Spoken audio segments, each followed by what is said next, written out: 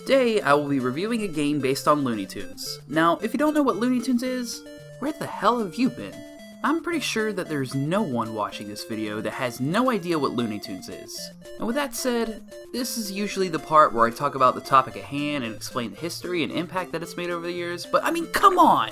It's Looney Tunes! Do I need to go any further? I mean, do I even need to talk about Bugs Bunny? I mean, he's literally the first thing that comes to mind when discussing Looney Tunes. And I'm sure most of you know about the movie Space Jam, the one that has Michael Jordan playing basketball with the Looney Tunes. And that movie was also the introduction of a character that I'm sure a lot of you are familiar with, Lola Bunny. And now there's a Space Jam sequel coming out soon, and surprise surprise, Lola's back.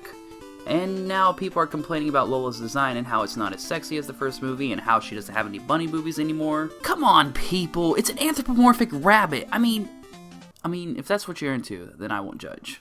But anyways, now that we've established Bugs and Lola, let's take a look at this 1998 Game Boy Color game that stars, well, Bugs and Lola. Looney Tunes Carrot Crazy. Or in European countries, it's known as Bugs Bunny and Lola Bunny Operation Carrot Patch. I personally like that name better. The story revolves around Bugs and Lola. Wait a minute, why is Lola black and white? The developers do realize it's a Game Boy Color game, right? So why the hell does she have no color? Okay, I actually have a guess on why that is. I think they were somehow unable to give her the proper colors without messing up Bugs' colors, since he plays them both. But who knows, I'm just spitballing here. Okay, so the story is basically that a bunch of Looney Tunes characters have stolen all of the carrots, and now Bugs and Lola must go through 5 different worlds to kick everyone's ass and get the carrots back. The game is a platformer that allows you to swap between Bugs and Lola at any time. For the most part, they're the same. They both have an attack with the B button that's pretty much the same, though Bugs uses a hammer and Lola uses a rolling pin? They do have some differences, but it's very minor overall.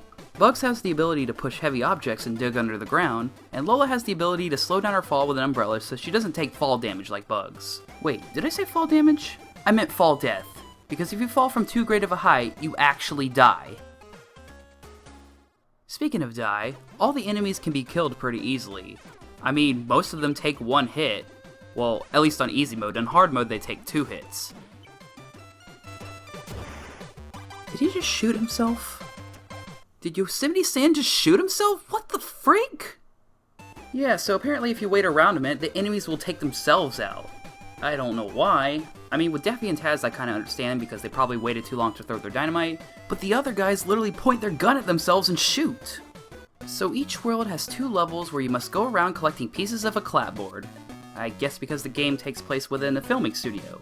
Once you get all 4 pieces, you go to the next level. Be careful though, if you die once, you have to start the whole level over. There are no checkpoints, and it does not let you keep what you've collected.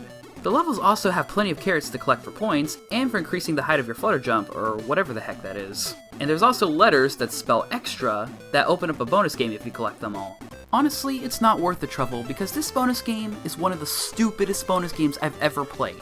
Not that it's bad or anything, it's just that if you miss a single target, you won't get anything. And if you do manage to hit every single target, your reward is only 1 life. You'd think that they give you 1 extra life for hitting at least half the targets, and then maybe 3 lives for hitting all of them. But no, hitting every target only gives you 1 life. And to my knowledge, there's no other way of obtaining lives. Kinda sucks. Oh, and you can only play as Bugs in the bonus game.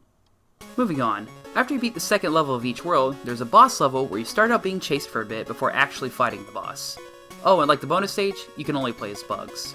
They're all a bit different from each other, but one thing remains in common. They're all so freaking difficult. And when I say difficult, I'm referring to the part where you're being chased. You gotta keep moving, but you can't really see much ahead of you, and there's not much room behind you either. And you know what's funny? I found the 3rd boss chase with the Zoo Stampede to be the easiest. That first boss fight with Yosemite Sam can go screw itself. Oh, and don't get me started on the 4th chase with the space scooter.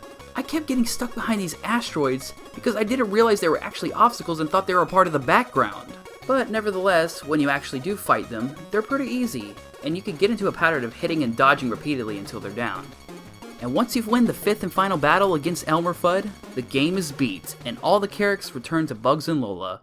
It's as simple of an ending as it can be. Overall, I think this is a pretty decent game. It has a lot of puzzle solving, and there's definitely some trial and error to it. It's a tough but enjoyable game, and despite some flaws, both graphically and gameplay wise, it's better than some of the other Looney Tunes games out there. I know this was a bit of a short one, but hey, I hope you all enjoyed. Until next time, this is Beneficial Gamer, signing off.